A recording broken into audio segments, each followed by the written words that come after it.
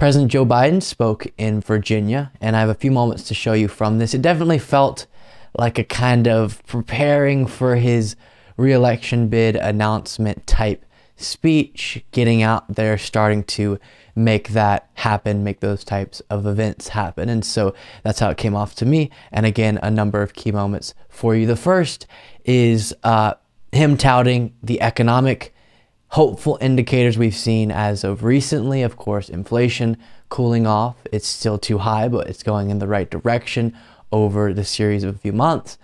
2.9% GDP growth in the last quarter of 2022 is a bit of news we just recently got, and strong jobs numbers. So when we talk about those figures, as I try to say often, doesn't mean there isn't still real economic pain. Absolutely, there is tons of problems to be addressed, but if you're the president, as Joe Biden is, you're going to want to take credit for things moving in the right direction.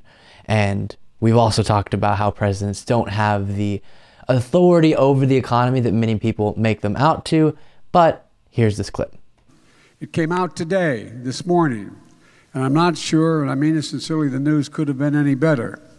Economic growth is up, stronger than expert expected at 2.9%. We're going. Jobs are the highest in American number and the highest in American history. And wages are up, and they're growing faster than inflation. Over the past 6 months, inflation has gone down every month, and God willing will continue to do that. Manufacturing jobs continue to go up stronger than any time in the last 40 years. And I don't think it's unfair to say that this is all evidence that the Biden economic plan, because y'all, is actually working. It's working. And we could have a much longer discussion about what things do we believe Biden did that contributed to certain things, positive and negative. But what we know this breaks down is the argument we've heard from conservatives that if Joe Biden gets in the White House, everything's going to fall apart and all these problems that were clearly the aftermath of the pandemic and our response to it, not Biden being president or the Democratic Party, but they blamed all of those COVID aftermath things on the Democrats. And this absolutely shows that that was not accurate analysis. Just to quickly update you while we're on this subject, on this recent news here from PBS, U.S. economy expanded 2.9% last quarter in face of interest rates and recession fears.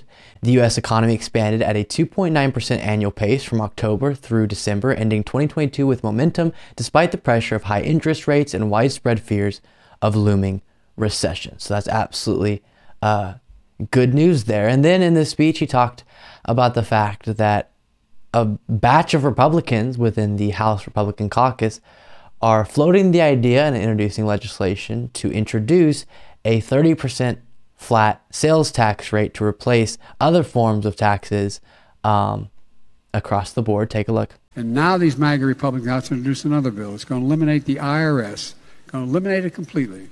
The only guys who can go in and look at the complicated tax returns that people have, and replace the IRS, which would be nice, no taxes, right? Except with a 30% national sales tax and everything from if you buy a home to a car to eggs. Who do you think pays for that? Who do you think is going to get ripped off? That's right. They want to raise taxes on working and middle-class people in America by passing the national sales tax, taxing every item from groceries, gasoline, clothing, supplies, medicine, even big-ticket items like rent and cars. 30% sales tax on all of those issues, all those pieces. Yep, definitely bad idea, I'll say. Here from Newsweek, the Fair Tax Act introduced by Representative Earl Buddy Carter would abolish income, payroll, estate, and gift taxes and propose a 23% national sales tax, but the effective rate would be 30%, according to the Nonpartisan Institute of Taxation and Economic Policy think tank. So that would be hurting the working class in a severe way, which is wild that they're just openly pushing for stuff like that in the House Republican caucus. And then finally just splice together a few moments of him addressing the debt ceiling and the Republicans' involvement in that process.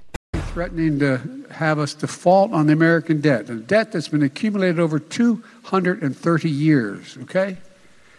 And the interest on that debt, we've never, ever done that. What in God's name would the Americans give up the progress we've made for the chaos they're suggesting? I don't get it. That's why the MAGA Republicans deliberately choose to inflict this kind of pain on the American people. I will not let it happen. Not on my watch. You know, I think we expected the Republican Party's new majority in the House of Representatives to be disastrous, but I don't think I expected this quickly for that to be so clearly revealed. Of course, the Kevin McCarthy speakership debacle making that very obvious, and then the debt ceiling negotiation.